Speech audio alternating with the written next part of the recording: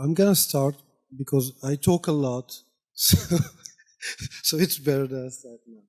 So I'm here to talk to you about using Marketing Cloud as a social advertising platform, and why it is important to propose this to your customers now, because third-party cookies are set to disappear in 2024, and you have a simple way to face this with Marketing Cloud. So just as a starter, who am I? I'm Munir, I'm a marketing champion, I'm a consultant, I'm an ISV builder. I created 5 ISV app exchanges. I have a blog, I make memes, that's the best part of my job. Basically, all I do is Marketing Cloud. So I'm a maniac. I don't know how core works, don't ask me about Sales Cloud. And just for the record, my history isn't with Salesforce, it's with marketing automation platforms. So I began with on-prem marketing automation platforms and then moved to Salesforce Marketing Cloud. So that's why I don't know about Sales Cloud. Besides the facts, I don't like everything about sales. So, what are we talking about today? First thing, I want to get you to understand the changes in tracking and what they involve, and how you can leverage this first-party data for advertising. Then I'm going to talk about Marketing Cloud advertising solutions. Just changed this a few hours ago. I'm going to talk to you about 3 use cases, just to illustrate, and then maybe talk about product cost, security, and some roadmap considerations. Do not hesitate to ask me during my presentation. I prefer to talk. And if you don't understand what I say, because I just fucked up my voice, you can ask me to repeat.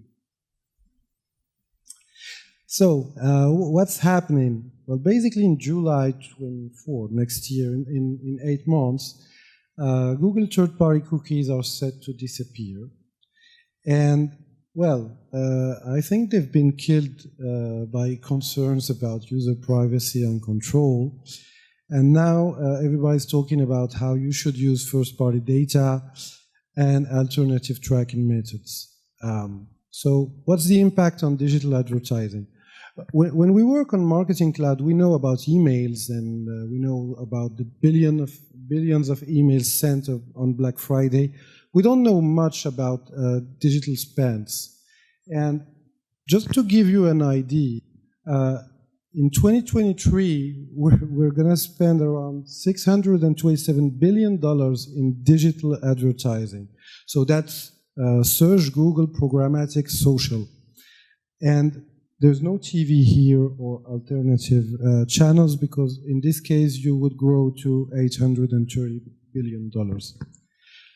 And 80% of digital marketers use Google third-party cookies when they do their media planning. So you can just do the math. There's a huge gap to fill within next summer. Funny thing is that these performance marketers, they're just like email marketers. They wake up at the last moment, just like with GDPR marketers. The day of GDPR, they were like, what's that data privacy? I think in July, maybe September of next year, we'll have performance marketers waking up. What's that third-party cookies, where they're gone? So how can we address this problem? So there are basically 2 responses. We're going to talk about audience matching, but just to let you know, there's something called UID 2.0, which is a protocol promoted by by Google, I think Google, Facebook, and the Trade Desk, which is the biggest performance marketing platform currently. Well, I won't dive in on UID2, but it's not a real answer to GDPR, just a first answer, but it doesn't comply either with GDPR or CCA. I never recall the Californian Act, But yeah, it won't be enough. Maybe it will last for 1 year before they get caught again. So what I wanted to talk today about is audience matching. So what's audience matching?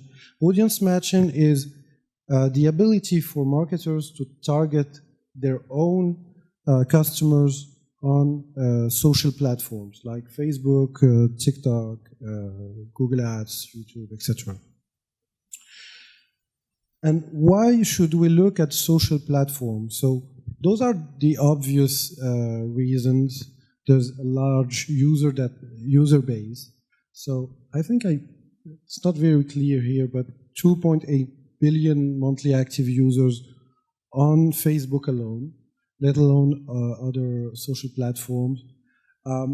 You have now on every platform a first-party data integration with what they call custom audiences.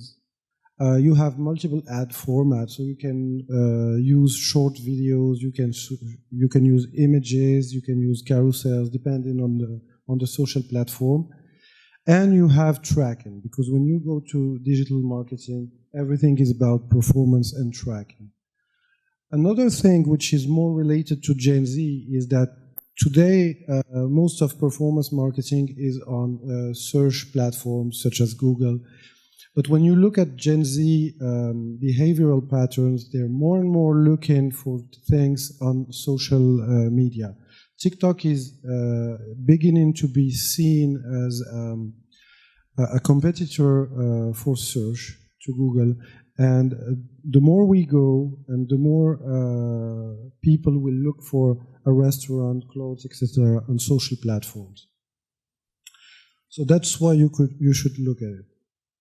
So what do we have in Salesforce for advertising? Well, beginning this month, in fact, you have two things. There's Marketing Cloud Advertising in Marketing Cloud, so you can use this for Facebook, Instagram, Twitter, Google Ads, Snapchat, Pinterest, and LinkedIn. And you have plenty of use cases about audience matching, journey builder, ad campaign creation, lookalikes, and lead capture. You can also use ad audience in Data Cloud, but you have different target activation channels. You have Meta, Google Ads, and Amazon Ads. It's not the same technology, not the same screens, not the same product at all, and it's not the same pricing. And the use case for now is audience matching when you go to Data Cloud. So in this session, we will talk more about Marketing Cloud Advertising, but just a word about Data Cloud ad audiences. You're just sharing data. So if you want to use audience matching within a journey for enhancing customer experience, you can use Marketing Cloud Advertising with Data Cloud audiences. What you do is you push a Data Cloud audience in a journey entry, and then you can use Marketing Cloud Advertising to use all these channels. If you're just about sharing data, you can go for Data Cloud ad audiences. So, when you perform audience matching, there are a few things to know. So basically what you do is that for every channel, there are characteristics. So what you do is that you push first-party data. So you push mainly emails. For some channels, there are mobile numbers, mobile advertising ID, maybe location, first name, etc., depending on the channel. And then the social platforms tell you if they find your customers or not. They don't tell you who they find, because you never agreed for Facebook to tell a brand that you're a user, but they tell you how many people they found. This process can be a bit long or a bit short, but for Meta you need approximately 2 hours to identify people, at least to have a match count. For Google Ads it's 7 hours, for LinkedIn it's 24 hours or 2 days, and you have the numbers for Twitter and Snapchat. Also, yeah. My data extraction all numbers. Yeah. And I can push that to Facebook, that probably didn't work or not? Yeah, it can work. Facebook takes the mobile number as a matching field, so you can push them, but Facebook has more email addresses than mobile numbers. I think depending on the channel, you can't do that with Twitter. Twitter doesn't have mobile numbers. That's only for Facebook. And if you were matching with TikTok by yourself, you could match on mobile number too. Another thing, you need a minimum audience size to be able to use these audiences in ad campaigns. So the minimum audience size depends also on the channel. So for Facebook, it's pretty low, it's 20. And you have 1,000 for Google Ads or Snapchat. You don't have exactly the same features for each channel in Marketing Cloud advertising. For example, you can perform lookalike audiences, meaning you can build a lookalike audience for Facebook. You can't do it for LinkedIn. So for LinkedIn, you will create a custom audience in LinkedIn, and once in LinkedIn, you'll be able to create a lookalike audience of the custom audience, which will take you another 48 hours, in fact. So if you look at it, it's 4 days to reach those lookalikes on LinkedIn. So, what are the main features of Marketing Cloud advertising? So I'm going to start with sidekick feature, lead capture. So what's that? This is when you're using a lead form in Facebook or Google or LinkedIn. You retrieve the data from the form and you put it in Salesforce Marketing Cloud data extensions. Works also with Sales Cloud and Data Cloud, I think. So you have, this is the main feature, so it's audience creation. So what you're going to do is that you're going to create what they call a custom audience on the social platform that will be used after either for lookalike or for suppression audiences or for custom audiences that will be used as is for targeting. So what you do is that you can select data from a data extension, from contacts, or from a journey. And then you push it to the social platforms that will answer you for this 1.5 million contacts. I found 700K users. Best thing to do is to combine this with a feature to automatically refresh, meaning when you're using the lookalike audience. So this is when you create an audience based on the custom audience you created.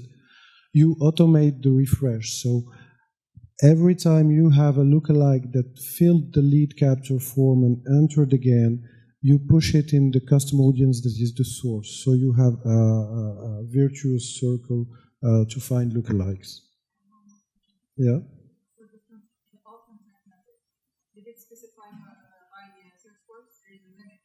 So one customer can have like 1K contact and the other one not. Or did it just no limit contact to synchronize between sales and marketing?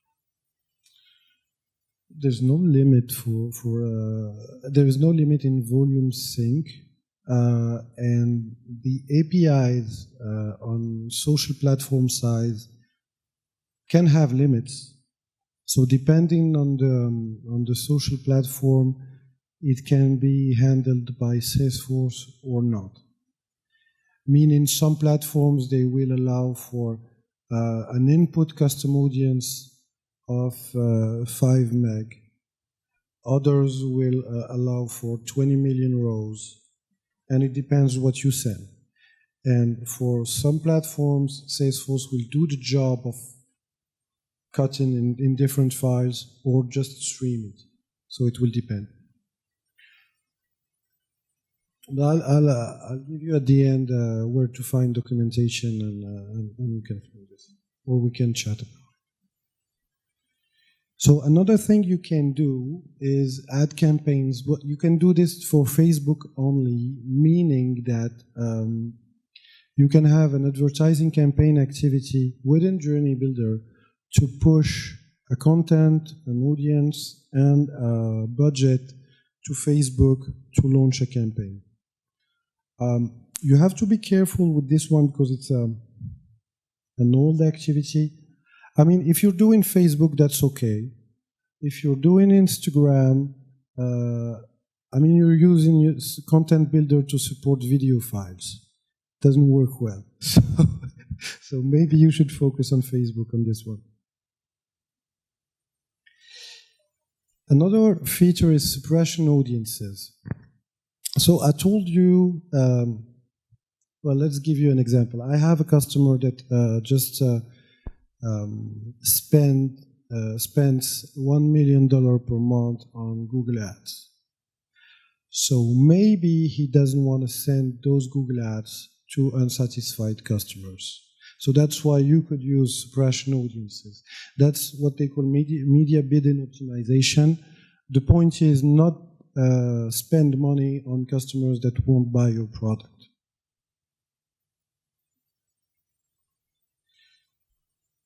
So I just put here some use cases to give you some ideas how we could work with this. So here's a retention use case, labs customer reactivation. So basically what you do is that you select an audience within a data extension usually as a journey builder entry. You send a promotional email, and also you can add a Facebook ad in the journey to boost your message. When you do this, you expand your reach by about 70%. That's for Facebook alone. And that's a study by Salesforce and Facebook Labs. Personally, I have a customer using this use case with Instagram and TikTok through an ISV, through my ISV, by the way. But yeah, they're combining all the social platforms behind the email, and they have a really good compound lift. Because if you tap into Facebook plus Twitter plus TikTok, you have a good chance to find your customer, either if he's not answering your emails. I have a question. Actually, to understand how it works, because sending an email, a welcome email probably, with adding an audience to Facebook, how could it help to increase the number of my leads? It will increase the number of your reach, the percentage of your reach, because not everybody will open your email, and probably some of them will see the ad. So that's why the reach increases.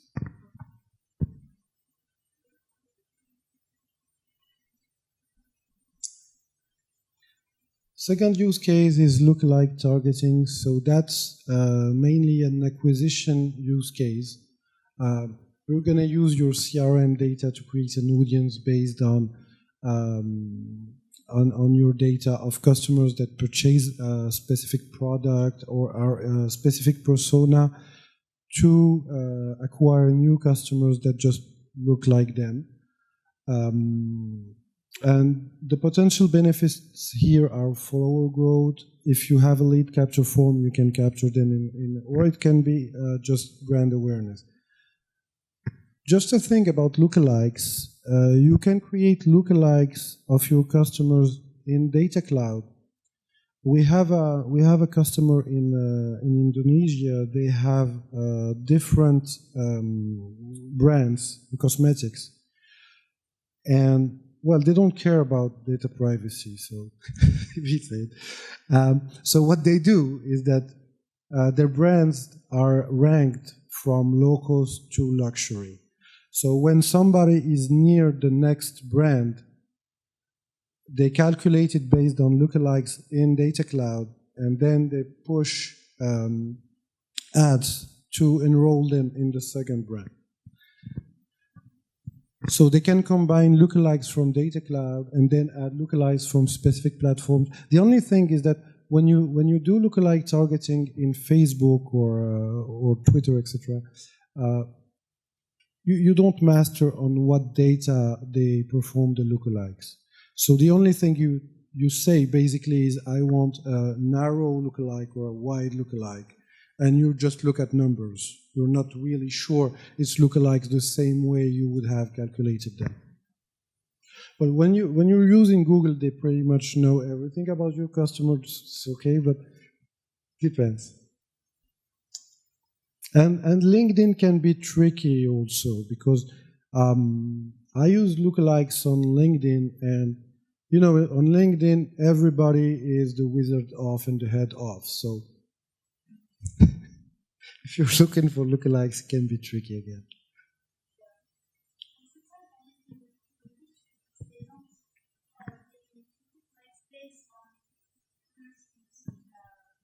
Yeah, past accounts, exactly. Yeah. Yeah, that's why when you're targeting on LinkedIn, you should focus on lookalikes based on skills or specialties, not accounts. Yeah.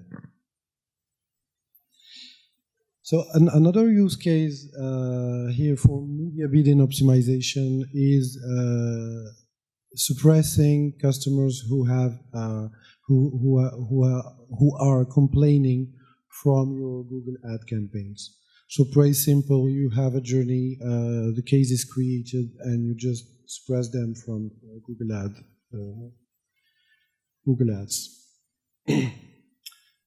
So, some words about integration. First, integration.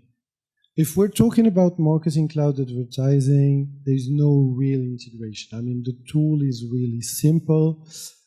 There's just an icon to link your Facebook, an icon to link your Twitter. You just click on it. If you're an admin of the social platform, you can just do the link.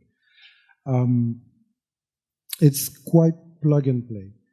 The real work is about training and organization. Training, why? Because you have email marketers in a field they don't know, and organization because you have email marketers that have to speak with performance marketing, and you have a budget issue. When you start using this, email marketing starts using performance marketing budgets. So the third month, they look and they say, what's this? Who launched this?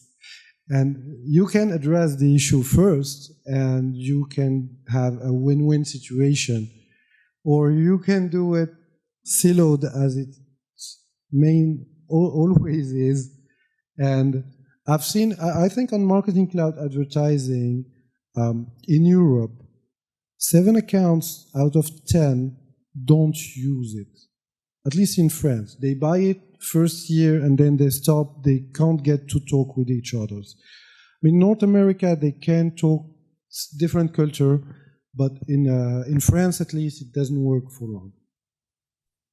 Morocco, I've never seen advertising studio, so you can tell me if.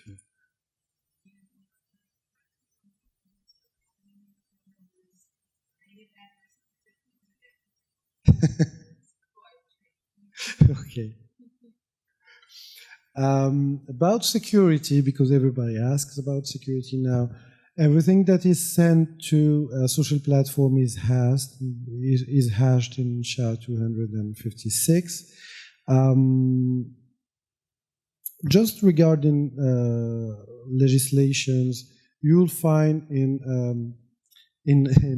Facebook custom audience documentation some paragraphs about, we are just a data processor, you are responsible for what you push. So it's not Facebook. Salesforce will tell you approximately the same thing. So just, it's not really a problem for a lot of channels. I mean, if you're doing Twitter, it's not a problem. But Facebook, there are 2 types of matching. There's the normal matching with email and mobile number, and this is quite okay because we could argue that the email address is not a PII, but especially when hashed. But you have the advanced matching with Facebook where you send the first name, you can send the address or the city, etc.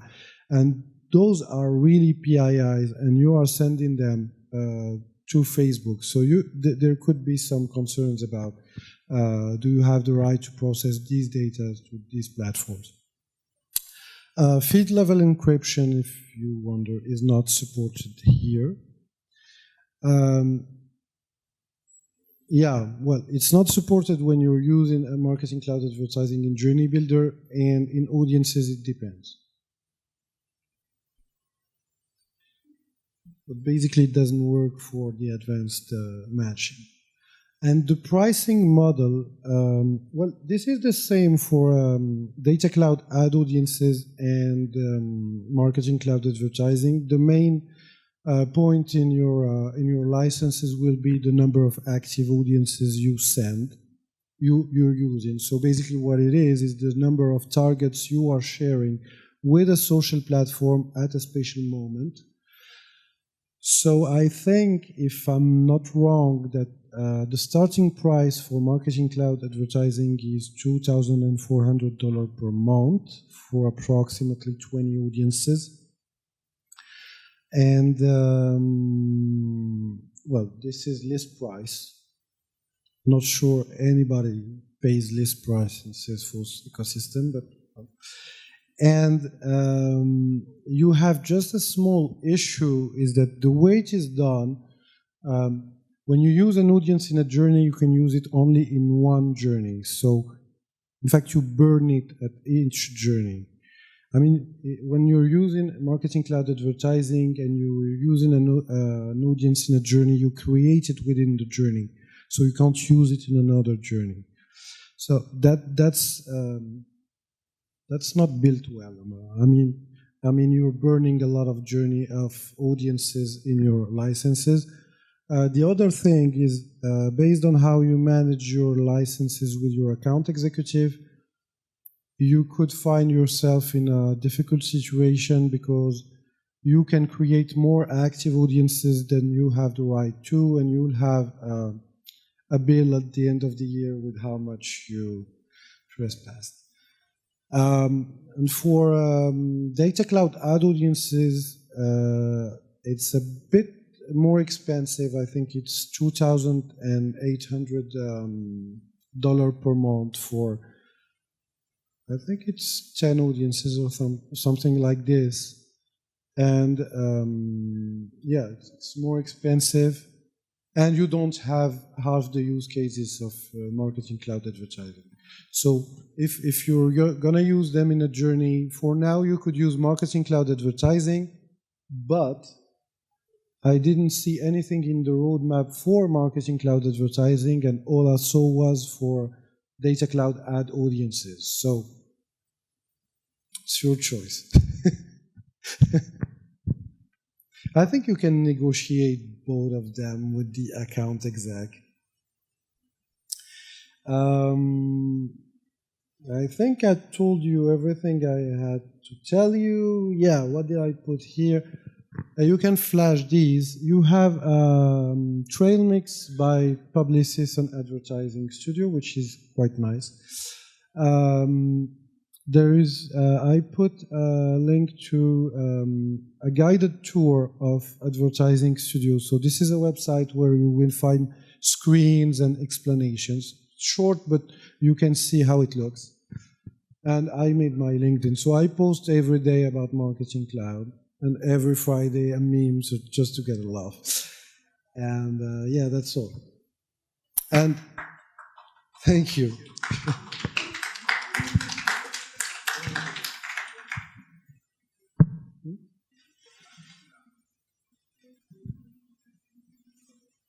That's all for me? Oh, Brandy. Okay. So we have some brandy swag here. So if you want to come here and get them, just be my guest. And I won't take these, so you can go. Yeah, and basically, if you don't know me, I launched an app just like Advertising Studio, but for TikTok. So I cover all the use cases you saw for TikTok and Marketing Cloud. That was my self-promotion. Any questions? Yeah, thank you. One question, but the main one is that Facebook doesn't give you the visibility of your look like, because it's like illegal to have name in it. How should I do to You need to send them to a form. But that's the only way. You don't do.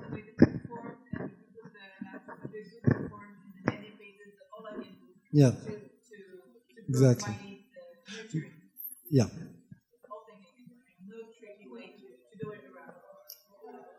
There is, in fact, you could put a pixel in the image, etc. That's not really legal. Depends on the country, but you could do this.